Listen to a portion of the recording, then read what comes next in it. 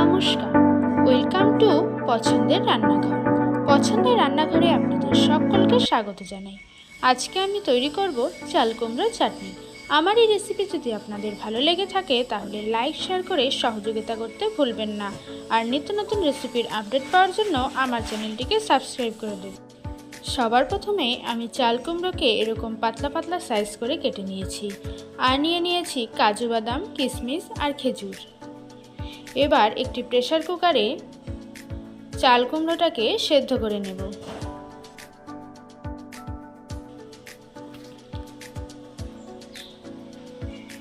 আমি লবণ দিয়ে চাল কুমড়োটাকে সেদ্ধ করে নিয়েছি। এবার সেদ্ধ করে রাখা চাল কুমড়োটাকে গালিয়ে নিতে হবে।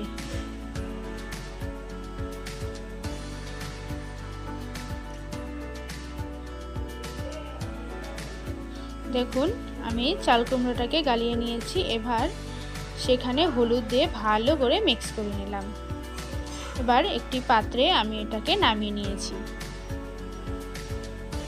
এখন একটি কড়াইতে আমি দিয়ে দিলাম সর্ষে ফোড়ন।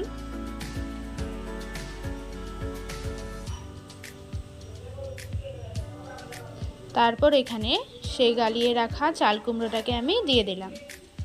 এবার কিছুক্ষণ নাড়াচাড়া করে সেখানে আমি এখন দিয়ে দেব কয়েক টুকরো তেঁতুল। দিয়ে কিছুক্ষণ নাড়াচাড়া করে আপনারা আপনাদের পরিমাণ মতো দিয়ে দেবেন চিনি। দেখুন, আমি চিনি অ্যাড করে দিলাম। এবার কিছুক্ষণ নাড়াচাড়া করে এটাকে ফুটিয়ে নিতে হবে।